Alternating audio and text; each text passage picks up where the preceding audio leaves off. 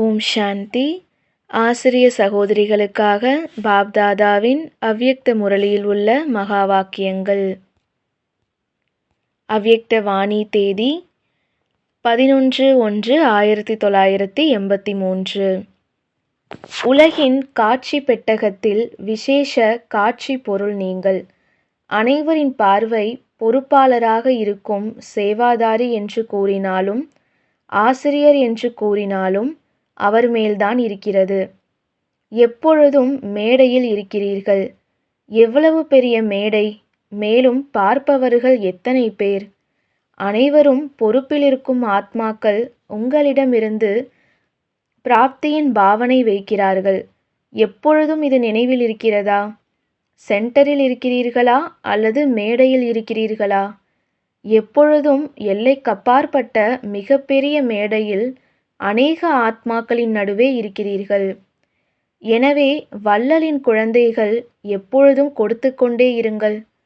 மேலும் அனைவரின் பாவனைகள் மற்றும் அனைவரின் ஆசைகளை நிறைவேற்றிக் கொண்டே இருங்கள்.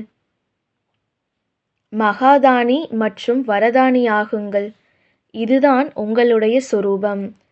இந்த நினைவு மூலம் ஒவ்வொரு எண்ணம், வார்த்தை மற்றும் காரியம் கதாநாயக பாத்திரத்திற்கு சமமாக இருக்கட்டும். ஏனென்றால் உலகின் ஆத்மாக்கள் பார்த்து கொண்டிருக்கிறார்கள். எப்பொழுதும் மேடையிலேயே இருங்கள், கீழே வராதீர்கள். பொறுப்பில் இருக்கும் சேவாதாரிகளை பாப்தாதா தன்னுடைய நண்பர்கள் என்று நினைக்கிறார். ஏனென்றால் தந்தையும் ஆசிரியர் என்றால் தந்தைக்கு சமமாக பொறுப்பாளராகி இருப்பவர்கள் நண்பர்களானார்கள். அந்த அளவு நெருக்கமான ஆத்மாக்கள் நீங்கள். அந்த மாதிரி எப்பொழுதும் தன்னை தந்தையுடன் இருப்பவராக மற்றும் நெருக்கமானவராக அனுபவம் செய்கிறீர்களா? எப்போதெல்லாம் பாபா என்று கூறுகிறீர்களோ அப்பொழுது 1000 புஜங்களுடன் தந்தை உங்களிடம் இருக்கிறார். அந்த மாதிரி அனுபவமாகிறதா? யார் பொறுப்பாளராகி இருக்கிறார்களோ அவர்களுக்குத்தான் பாப்தாதா அதிகப்படியான சகயோகம் கொடுக்கிறார். எனவே மிகவும் பெருமிதத்துடன் பாபா என்று கூறுங்கள், அழையுங்கள். பாபா ஆஜராகி விடுவார். பாப்தாதா மிகவும் கீழ்ப்படிந்து நடப்பவர் இல்லையா?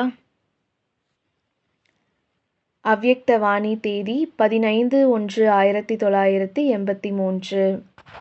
அனைத்து டீச்சர்களும் கீழே ஹாலில் முரளி கேட்டு கொண்டிருக்கிறார்கள்.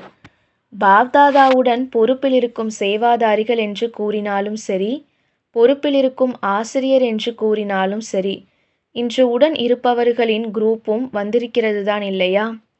சிறியவர்களோ இன்னும் அதிகம் பிரியமானவர்களாக இருக்கிறார்கள். கீழே இருந்தாலும் அனைவரும் மேலேதான் அமர்ந்திருக்கிறார்கள். பாப்தாதா சிறியவர்களாக இருந்தாலும் அல்லது பெரியவர்களாக இருந்தாலும் ஆனால் தைரியம் வைத்து எப்பொழுதும் சேவையின் க்ஷேத்திரத்தில் பிஸியாக வைத்திருக்கும் சேவாதாரிகளுக்கு மிகுந்த அன்பு நினைவுகளை கொடுக்கிறார். எனவே தியாகியாகி அநேகர்களின் பாக்கியத்தை உருவாக்குவதற்கு பொறுப்பாளராகும் சேவாதாரிகளை தியாகத்தின் விசேஷ ஆத்மாவாக பார்க்கிறார். அந்த மாதிரி விசேஷ ஆத்மாக்களுக்கு விசேஷ ரூபத்தில் பாராட்டுக்களுடன் கூடவே அன்பு நினைவுகளும் உரித்தாகுக. இரட்டை அதிசயம் என்ன செய்திருக்கிறீர்கள்?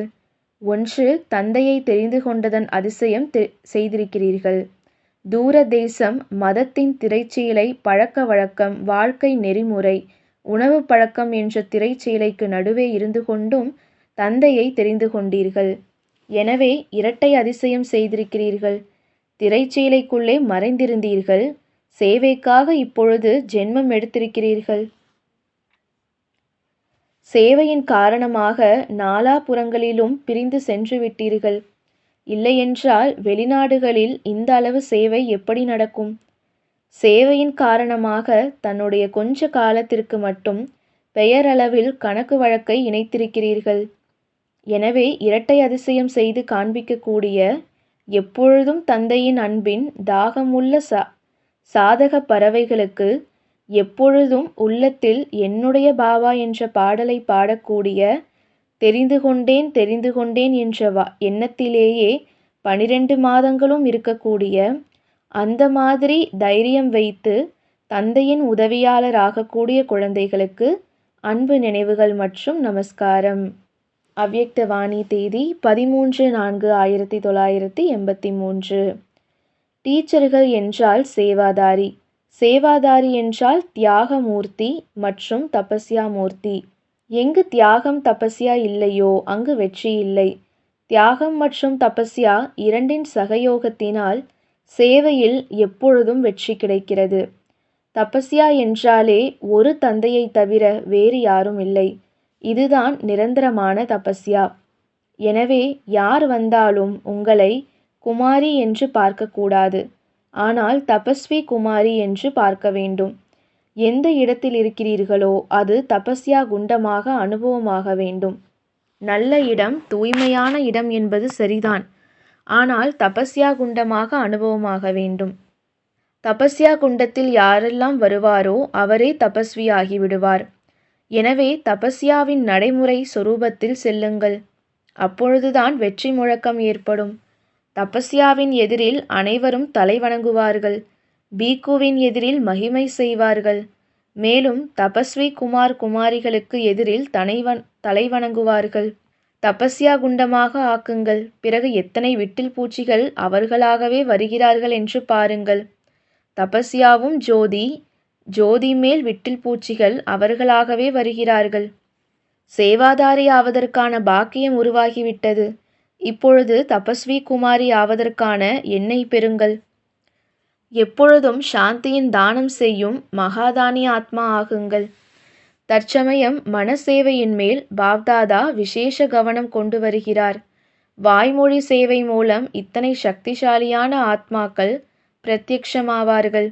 வாய்மொழி சேவையோ நடந்து கொண்டே இருக்கிறது. இப்பொழுது சுத்த எண்ணத்தின் சேவையையும் சேர்த்து கொள்வது அவசியம். எனவே சொரூபமாகி சொரூபமாக்கும் சேவை செய்யுங்கள். இப்பொழுது இதற்குத்தான் அவசியமாக இருக்கிறது. இப்பொழுது அனைவரின் கவனம் இந்த விஷயத்தின் மேல் இருக்கட்டும். இதன் மூலம்தான் பெயர் புகழடையும். அனுபவம் நிறைந்தவர்கள் அனுபவம் செய்விக்க முடியும். இதன் மேலேயே விசேஷ கவனம் கொடுத்து கொண்டே இருங்கள். இதன் மூலமாகத்தான் உழைப்பு குறைவு, வெற்றி அதிகம் ஏற்படும். மனசக்தி பூமியை பரிவர்த்தனை செய்துவிடும். எப்பொழுதும் இதே விதமாக வளர்ச்சி செய்து கொண்டே இருங்கள். இப்பொழுது வளர்ச்சி அடைவதற்கான விதி இதுதான். அவ்யக்தவாணி தேதி 19/4/1983. சேவாதாரிகளின் விசேஷம் என்ன? சேவாதாரி என்றால் அதிகாலையில் கண்கள் திறந்தன மற்றும் எப்பொழுதும் தந்தையின் துணை, தந்தைக்கு சமமான நிலையை அனுபவம் செய்வது. அமிர்த வேளையின் மகத்துவத்தை தெரிந்திருக்கும் விசேஷ சேவாதாரி. விசேஷ சேவாதாரியின் மகிமையே யார் விசேஷ வரதானத்தின் நேரத்தை தெரிந்திருக்கிறார் மற்றும் விசேஷ வரதானங்களை அனுபவம் செய்கிறார். ஒருவேளை அனுபவம் இல்லை என்றால் சாதாரண சேவாதாரியாக ஆனார். விசேஷமானவர் இல்லை. விசேஷ சேவாதாரி ஆக வேண்டும் என்றால் இந்த விசேஷ அதிகாரத்தை எடுத்து விசேஷமானவர் ஆக முடியும். யாருக்கு அமிர்த வேளையின் எண்ணத்தின் நேரத்தின் மற்றும் சேவையின் மகத்துவம் இருக்கிறதோ அந்த மாதிரி அனைத்து மகத்துவங்களை தெரிந்திருப்பவர் விசேஷ சேவாதாரியாக இருப்பார். எனவே இந்த மகத்துவத்தை தெரிந்த மகானாக வேண்டும். இதே மகத்துவத்தை தெரிந்து நீங்களும் மகானாகுங்கள். மேலும் மற்றவர்களையும் மகத்துவத்தை கூறி அனுபவம் செய்வித்த மகானாகுங்கள். அவ்யக்தவாணி தேதி 15/5/1983. நீங்கள் பொறுப்பில் இருக்கும் சேவாதாரிகள். பொறுப்பாளர் என்று கூறுவதினால் யார் பொறுப்பாளர் ஆக்கி இருக்கிறார் என்று சகஜமாகவே நினைவு வந்துவிடுகிறது. எப்பொழுதெல்லாம் சேவாதாரி என்ற வார்த்தை கூறுகிறீர்கள் என்றால் அந்த வார்த்தைக்கு முன் பொறுப்பு அல்லது கருவி என்று அவசியம் கூறுங்கள். இன்னொரு கருவி என்று நினைப்பதினால் இயல்பாகவே பணிவு வந்துவிடும். மேலும் யார் எவ்வளவு பணிவானவராக இருப்பாரோ அந்தளவு பலனளிப்பவராக இருப்பார். பணிவானவராவது என்றால் பலன் சொரூபமாவது. தற்சமயத்தின் கணக்கின் பிரகாரம் சேவாதாரிகள் செய்ய வேண்டிய சேவை எது? அனைவரையும் சுமையற்று இருப்பவர்களாக ஆக்கும் சேவை. பறக்கும் கலையில் கொண்டு செல்வதற்கான சேவை. எப்பொழுது சுமையற்றவர்களாக இருப்பார்களோ அப்பொழுதுதான் பறக்கும் கலையில் கொண்டு செல்ல முடியும். அனைத்து விதமான சுமையிலிருந்து தன்னையும் லேசாக ஆக்குபவர், மேலும் அனைவரின் சுமையையும் லேசாக ஆக்குபவர். எந்த ஆத்மாக்களுக்கு பொறுப்பாளராகி இருக்கிறீர்களோ அவர்களை லட்சியம் வரை சென்றடையவோ செய்ய வேண்டும் இல்லையா? தங்கி போகவோ மாட்டிக்கொள்ளவோ வைக்கக்கூடாது. ஆனால் சுமையற்றவர் ஆக்க வேண்டும். சுமையற்றவர்கள் ஆனீர்கள் என்றால் இலக்கை தானாகவே சென்றடைந்து விடுவீர்கள். சேவாதாரிகள் செய்ய வேண்டிய தற்சமயத்து சேவை இதுதான். பறந்து கொண்டே இருங்கள், பறக்க வைத்து கொண்டே இருங்கள். உங்கள் அனைவருக்கும் சேவையின் லாட்சி கிடைத்திருக்கிறது. இந்த லாட்சியை எப்பொழுதும் காரியத்தில் ஈடுபடுத்திக் கொண்டே இருங்கள். ஒவ்வொரு வினாடியும் மூச்சுக்கு மூச்சு சேவை நடந்து கொண்டே இருக்கட்டும். இதிலேயே எப்பொழுதும் பிஸியாக இருங்கள்.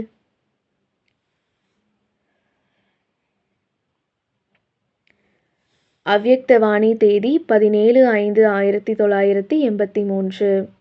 நான் பொறுப்பில் இருக்கும் சேவாதாரி என்ற இதே நினைவு எப்பொழுதும் இருக்கிறதுதான் இல்லையா? செய்விப்பவர் கருவியாக்கி செய்வித்து கொண்டிருக்கிறார். எனவே செய்விப்பவர் பொறுப்பாளர் ஆகிறார் இல்லையா?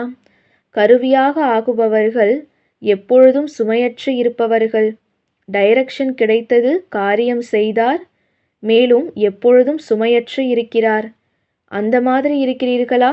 அல்லது எப்பொழுதாவது சேவையின் சுமை அனுபவமாகிறதா? ஏனென்றால் ஒருவேளை சுமை இருக்கிறது என்றால் வெற்றி ஏற்படாது. சுமை என்று புரிந்து கொள்வதினால் எந்த ஒரு காரியமும் யதார்த்தமாக இருக்காது. ஸ்தூலத்திலும் எப்பொழுது ஏதாவது ஒரு காரியத்தின் சுமை ஏற்படுகிறது என்றால் எதையாவது உடைப்பார்கள், எதையாவது நொறுக்குவார்கள், ஏதாவது மனத்தாங்கல் ஏற்படும், நிலை குலைந்து போவார். காரியத்திலும் வெற்றி இருக்காது. அதேபோல் இந்த ஆன்மீக காரியத்தையும் சுமை என்று புரிந்து செய்தீர்கள் என்றால் யதார்த்தமாக இருக்காது, வெற்றி ஏற்பட முடியாது. பிறகு சுமை அதிகரித்து கொண்டே இருக்கும். எனவே சங்கம யுகத்தின் சிரேஷ்ட பாக்கியமாக சுமையற்றவராகி பறப்பதற்காக என்ன இருக்கிறதோ அதை பெற முடியாது. பிறகு சங்கம யுகத்தின் பிராமணனாகி என்ன செய்தீர்கள்? எனவே எப்பொழுதும் சுமையற்றவராகி கருவி என்று புரிந்து கொண்டு ஒவ்வொரு காரியத்தையும் செய்ய வேண்டும். இவரைத்தான் வெற்றி நிறைந்தவர் என்று கூறுவது. எப்படி இன்றைய உலகத்தில் காலுக்கு கீழே சக்கரத்தை கட்டிக்கொண்டு ஓடுகிறார்கள்.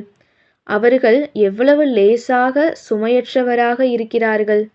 அவர்கள் செல்லும் வேகம் அதிகமானதாக ஆகிவிடும்.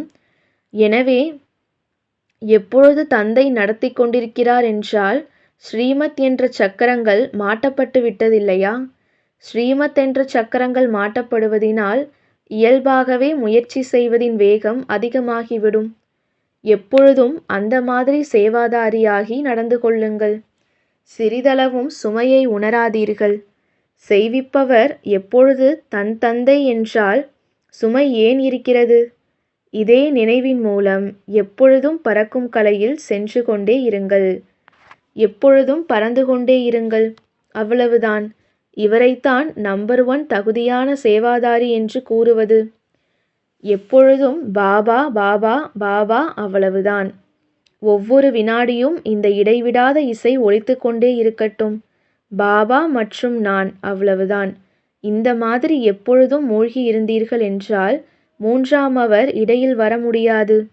எங்கு எப்பொழுதும் ஒருவர் இன்னொருவருடன் நிரம்பி இருக்கிறார்கள், இருவரும் திருப்தியாக இருக்கிறார்கள் என்றால் இடையில் யாரும் வர முடியாது. இதைத்தான் சிரேஷ்ட சேவாதாரி என்று கூறுவது. நீங்கள் அந்த மாதிரி இருக்கிறீர்களா? வேறு எதையும் பார்க்காதீர்கள், எதையும் கேட்காதீர்கள். கேட்பதினாலும் பிரபாவம் ஏற்படுகிறது. பாபா மற்றும் நான், அவ்வளவுதான் என்றிருந்து எப்பொழுதும் மகிழ்ச்சியாக இருங்கள். கடுமையான உழைப்பையோ அதிகம் செய்திருக்கிறீர்கள். இப்பொழுது மகிழ்ச்சியாக இருப்பதற்கான நேரம். உங்களிடம் ஒரு பாடல் இருக்கிறது தானே, மகிழ்ச்சியே மகிழ்ச்சிதான். எழும்புங்கள், செல்லுங்கள், சேவை செய்யுங்கள், தூங்குங்கள், அனைத்தையும் மகிழ்ச்சியாக செய்யுங்கள். ஆடுங்கள், பாடுங்கள், குஷியிலிருங்கள். சேவையையும் மிகுந்த குஷியோடு ஆடிக்கொண்டே செய்யுங்கள். விழுந்து கொண்டும் ஏறிக்கொண்டும் அந்த மாதிரி செய்யாதீர்கள். சங்கம யுகத்தில் அனைத்து சம்பந்தங்களின் மகிழ்ச்சி இருக்கிறது. எனவே மிகவும் மகிழ்ச்சியாக இருங்கள். எப்பொழுதும் மகிழ்ச்சிகளின் காட்சிகளிலே இருங்கள். ஓம் சாந்தி.